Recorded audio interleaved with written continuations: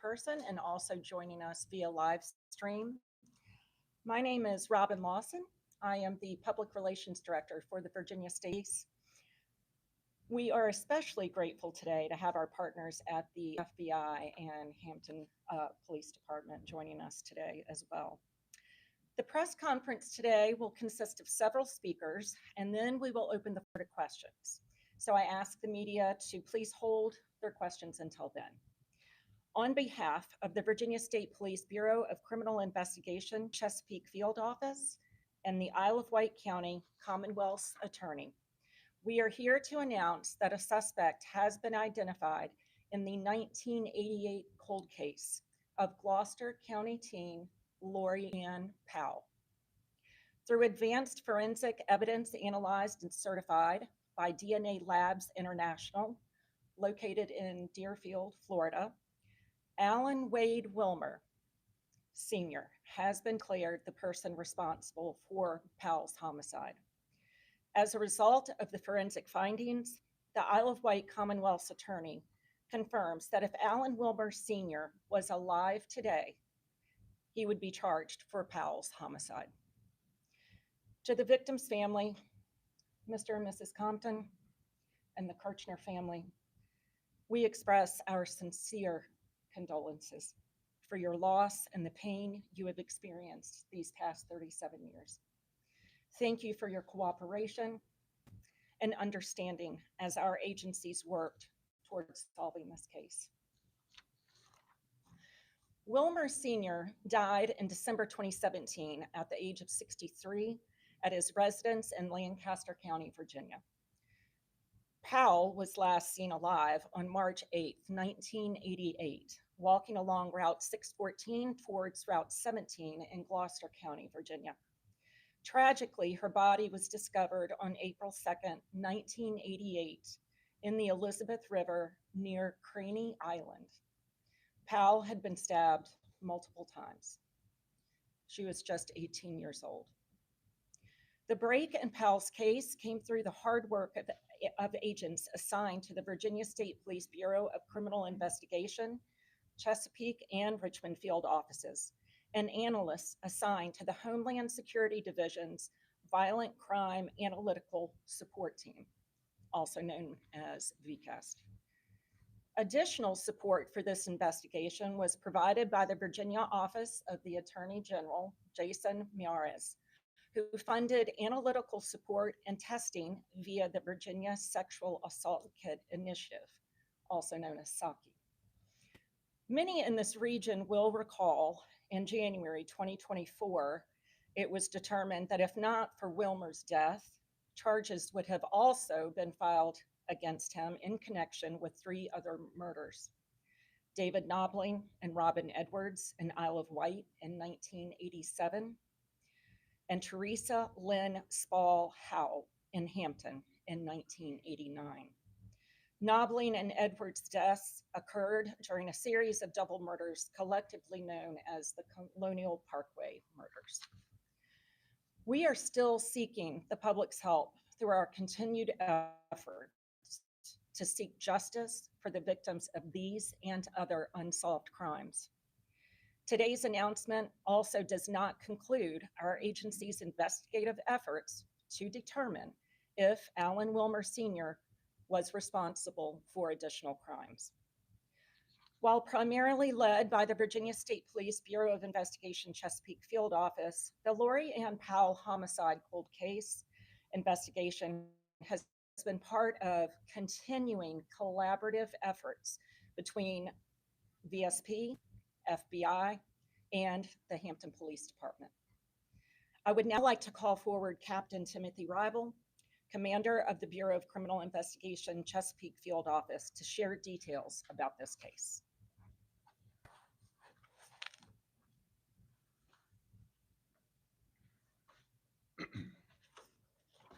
Thanks, Robin. Good morning and welcome. And a special welcome to Laurie Ann's family.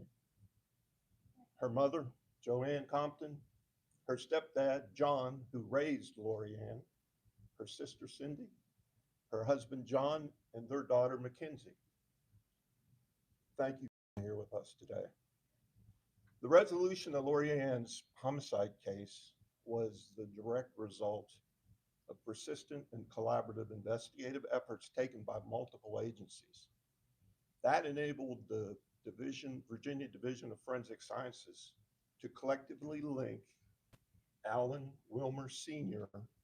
to David Knobling and Robert Edwards, as well as Teresa Howe's deaths, and then ultimately to link Wilmer Sr. to Laurie Ann's death. You may recall Wilmer Sr. had no felonies on his criminal record, so his DNA had never been obtained until it was necessary for identification purposes after his death. Interagency cooperation to include sharing of Wilmer Sr.'s genetic profile was crucial in helping us achieve these long-awaited results. We recognize this announcement has been a long time coming, especially for Laurie Ann's family. While we hope this provides a sense of resolution to the family, we recognize there are other families of homicide victims who are still hoping for answers. That's why we continue to push forward with our investigations.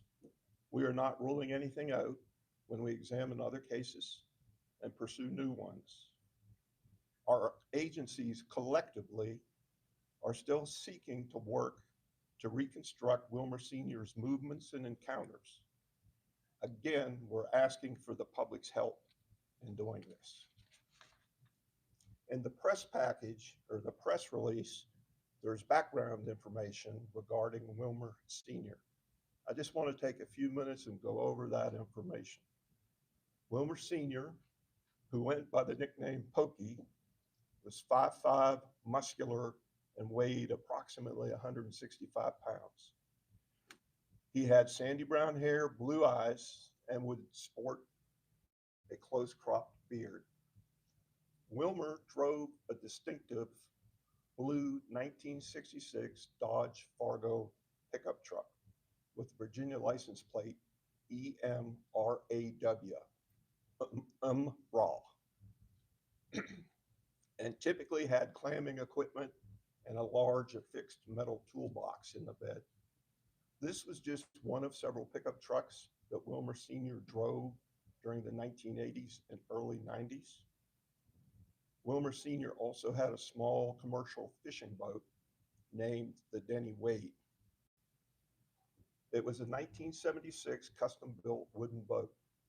He often lived on it during this period, and he would dock in marinas in Gloucester and Middlesex, as well as Northern Neck and Hampton Roads. His trade during the 80s was a fisherman, mainly clams and oysters. And he also ran his own tree service called Better Tree Services. He was an avid hunter, and he belonged to at least one local hunt club in the region. Again, we are asking for the public's help. Any tip could be useful in solving other cold cases.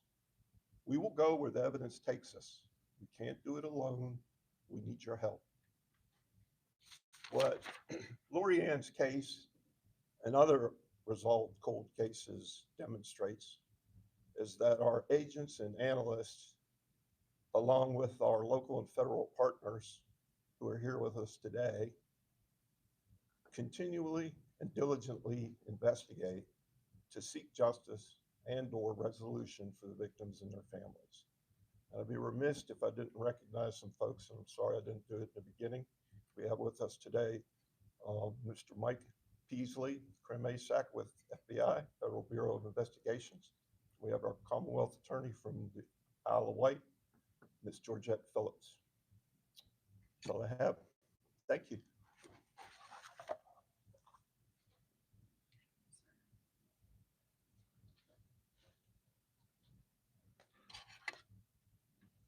Thank you, Captain Rival.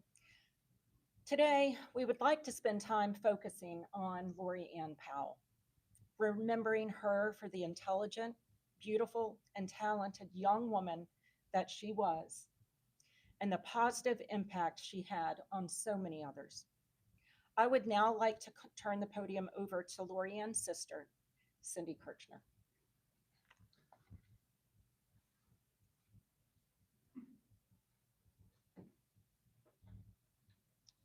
Good morning. After 37 years of heartbreak and unanswered questions, our family has finally received the long-awaited news that the murder of our beloved daughter, sister, Laurie Ann, has been solved.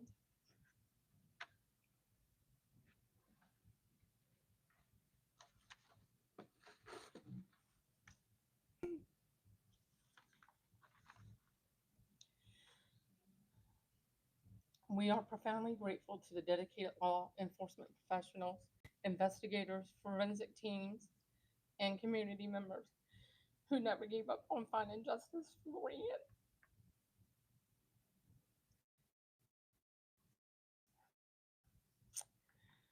Their tireless efforts, advanced technology, and unwavering commitment brought us the answers we have prayed for. While nothing can erase the pain of losing Laurie Ann, today we find comfort in knowing that the truth has come to light and that accountability has finally been achieved. We hope this resolution brings a measure of peace to everyone who loved her and all the families still waiting for justice in unsolved cases. Thank you for letting me make that statement, but I want to talk a little bit about my sister. Laurie Ann lived her life. She was a young woman trying to find her way, navigating the world, making choices, learning, growing, chasing her dreams, and trying to build her future like anyone else her age. She had the fearless energy, the kind that drew people in and reminded them to appreciate every day. She didn't wait for life to happen, she made it happen. She was bold, brave, spontaneous, full of life, witty, smart, and beautifully herself, a true firecracker. She spoke her mind, followed her heart, and never apologized for being herself.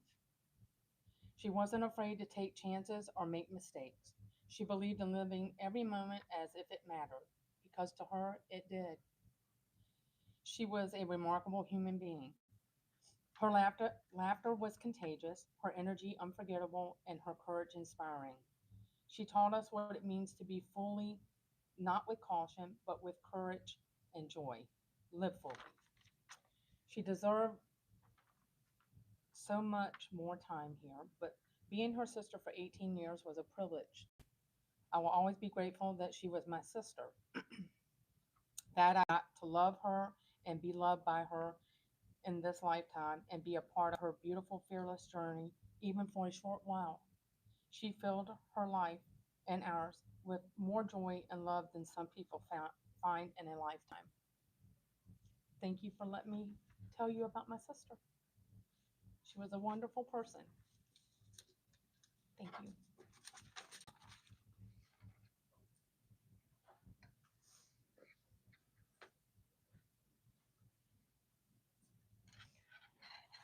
Thank you so much, Mrs. Kirchner. In your media packets, you will also find a statement from the Wilmer family. We are asking that the media please respect their privacy as well as the privacy of the victim's family as they all grieve during this difficult time. In closing, we are encouraging anyone who may have information about Alan Wilmer Sr. to contact investigators by reaching out to the Virginia State Police by email at questions@vsp.virginia.gov. Even though Alan Wilmer Sr. is deceased, it is not too late to come forward. Information can be provided anonymously. We will now open it up for questions. What is the evidence that was used to connect Alan Wilmer Sr. to Laurie Ann Powell? What can you tell us about the evidence specifically about what it was that connected the dots? Captain Rival. The DNA evidence. That's what connected it. What can you tell us about the DNA evidence? What was sampled?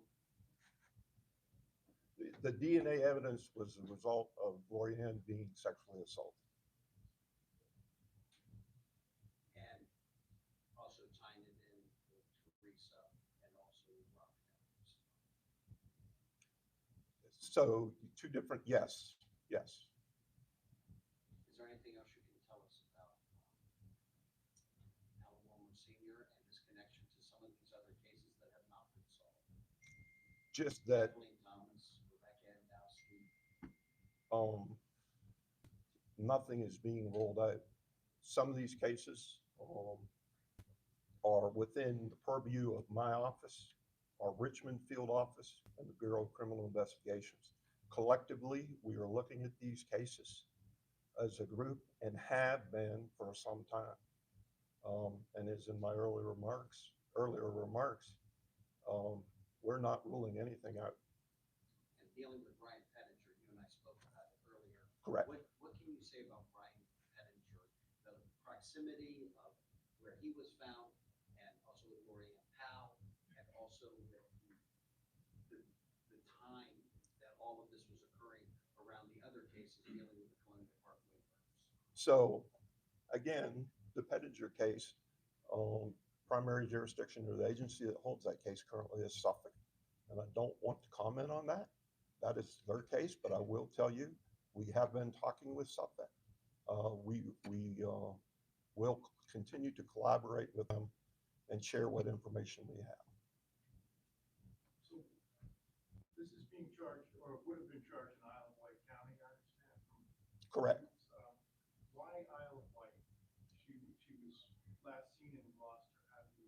So the code permits, Virginia law permits that if anyone kills more than one person in a 3-year period, that those offenses can be tried in any jurisdiction in which those killings may be prosecuted.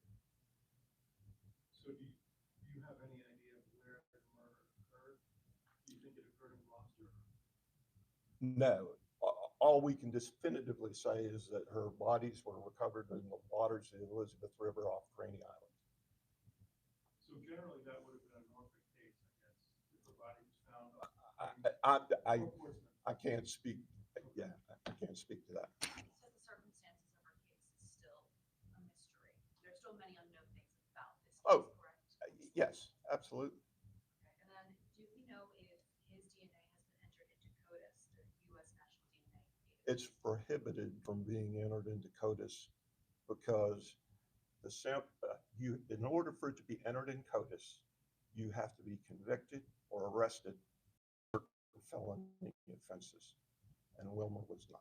But under the circumstances, should an exception be made because of the past history and the past connections to these horrific crimes?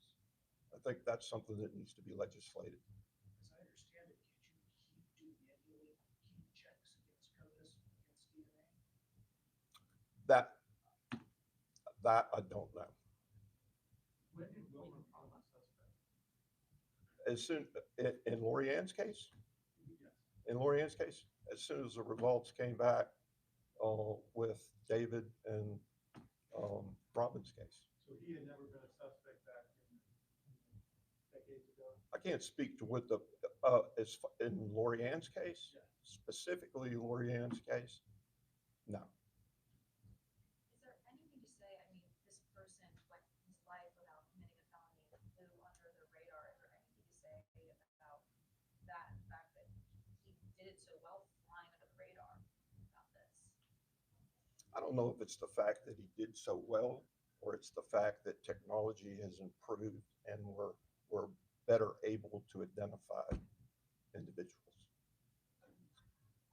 Has Wilmer's DNA been tested against other cold cases and they found that he's been excluded if he didn't do that?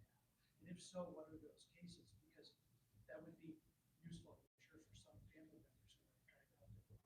I can only speak to the cases that we're involved with, and those where we have had forensic biology, which means DNA, where we've had those samples. Yes, they've been tested, the cases. Do we know where Laurie Ann was going that night to see the crimes or? No. She was actually dropped off to go to a party. Her boyfriend had her had a flight. He let her out of the vehicle, as I understood it. She was going to walk to a party. He went to the party and went back and didn't Right. We last know that she was only a foot walking. She was on, and there's obviously nothing that we have that would show that Alan Wilmer Senior came upon her as she was walking away from the little city. No. Also, can you explain the Saki grants and exactly how that figured in with the funding that made all of this possible? So And the is that sexual, accurate to say it made it all possible? I wouldn't say possible. We had been, it's been very helpful. And let me first address Saki.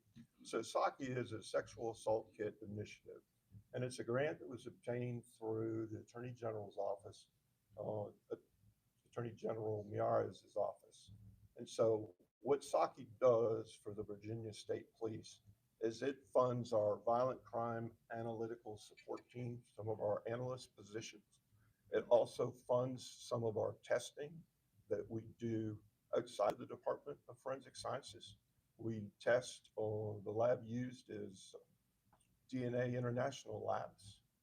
And so we had previously to the grant, yes, we've tested with DNA International before, but this grant just helps fund that and bear those costs. Are we tying Alan Wilmer Senior into any other cases that are out there? I'm not going to say yes. Yeah, we're not ruling anything out. And that evidence has been sent away to this, is it DNA International Labs, is that the name of the lab? I can only speak to the cases within my division. Right. Are any other cases that are hot right now that let's send this away and let's see if this is a hit from Alan Wilmer Senior? Not within my division. Not. How many cases? We're not able to provide that level of detail, Andy. Just keep in mind that, a close eye has been being given to all of these cases. We are, it's not just the DNA evidence, but looking at just the activity of Wilmer, his behaviors, his patterns, etc. So a lot of cases are being looked at and investigated right now, but we cannot provide that. Fair enough. Can you tell us what his behavior patterns were that you have already determined? Well, just like Captain Rival explained, earlier, he was always very near the water. He traveled the community quite a bit in various vehicles. It's looking at the proximity of some of these cases, in the general area. Do we think that after the murder that Wilmer dumped Laurie Ann's body into the water? That's speculate. We don't can't know. answer that. So can you give us the confirmed number of victims by this person? Do we have the number so far, what that number is? Four. It's 4. It is 4 Yes. now, and suspected, do we have a suspected number? We do not. No. If he had lived, what would have been the charges? That would have, I'm assuming, for first degree murder, among others, correct? Yes. And just for the record, where there are 4 cases now, there is nothing right now inside your jurisdiction dealing with Alan Wilmer Senior or any other victims. Nothing that can conclusively link Alan Wilmer. Can you say how many cases has his DNA been compared? No, I'm not. You don't have that, or? I don't have that. I know you didn't know Laurie Ann, but if there is anything that you could say about the historicalness of this and your role in this now in delivering this justice. I think it's listening to the families, both David's family and Robin's family, and listening to the Comptons and Laurie Ann's sister. It's a sense of relief. It's just I'm just happy that there's some kind of resolution for them. I know it's not justice, but it is resolution. Will you consider putting Brian Pettinger on the state police cold case site? He's on Suffolk now, but so many more people can see it if it's on the state police site. I understand that, but inclusion on that site is not compulsory. So it's not mandatory. So that's something we will have a discussion with Suffolk about. My question's more for you. I filed before in these cases that have been closed, and now this one's closed. And what I get is these cases are not closed, they're still open, and I can't get that. We information. are actively investigating all unsolved cases. So But with this case, and with Terry Howell, for example, we've said, look, this is who we're going to charge. So why are those cases not being opened up to the public, these case files, that folks such as myself are reporters? I personally wasn't involved in your FOIA request, but we can discuss after the conference. Yes. Two things real quick. Have you been able to establish a timeline of movements of Wilmer Senior? And also, to the best of your knowledge, did he act alone So, in the cases, in the 4 cases? so in the 4 cases, as far as the specific timeline, no. Did he act alone? That's an unknown. Out of curiosity, how many new tips have you gotten since the last press conference around Wilmer's activities that might not involve him killing someone, but having encounters with him? Because I've seen a large number of those online, which I don't I trust. don't have those numbers. We don't have an exact number to share with you. But are Just those know coming in? tips are coming in, yes. And that's why we're asking for people to continue sharing information and providing those tips. After the press conference, I guess it was like a year ago. Mhm. 24 January. So who came forward to suggest that we test for, that you guys test for Laurie Ann Powell's case? Was it the Gloucester Sheriff's Office or? Yeah, that's a good question. Can you give us the timeline of what happened in January of 2024 to Laurie Ann Powell? I mean, there's so many cases. How did you know to link it up to test? What you need to appreciate is, and what I refer to it as, the working group. So it's the agents and the analysts from the multiple agencies. Yes, the probability that he could possibly be involved drastically increased when that conclusive link was made. And so that's when it began. So who suggested this case be tested?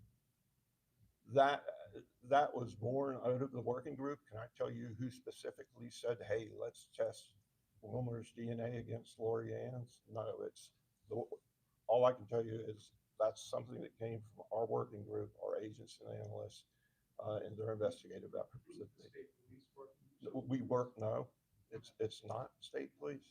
The FBI are involved with us step by step. And at the time of January 2024, you were not even, Wilmer wasn't even on the radar for Laurie Ann Powell. Is that fair? In January 2024? We don't rule anything out, but as far as was it up there? No. He wasn't a suspect. Right. And then how long after January 2024 did evidence be sent away to test for Laurie Ann Powell? I don't have that in. We can follow up with you on that. Yeah, I think it's important. I can tell you, Yes, sir. Is there any kind of a legislative fix? I might ask someone how I'm trying to do. Name specifically attach a rider to the bill that will allow someone like this to be entered into CODIS, yes. I've seen that at the federal level, just name specific, this guy will do this. I mean, you can be very, very particular. If that's what's holding up getting information in CODIS, isn't there a legislative fix around it? I'm sure there can be a legislative fix. Would the state police support that? I cannot speak for the superintendent, but I'm almost certain we would. Has a geographic profile been done by the FBI or Virginia State Police of Wilmer and potential victims? Because I've crunched it at my own. And it really centers on the river area, Fork River. But I'm kind of curious, has a geographic profile been done? There's been a number of profiles, but it makes sense that he was a commercial fisherman, so he gravitated towards the water. Did Wilmer have any venues that cooperative Yes, Yes. yes, they have been.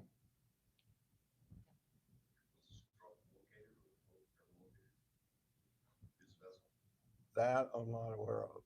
No, I'm not sure. I'll find out for you. Okay.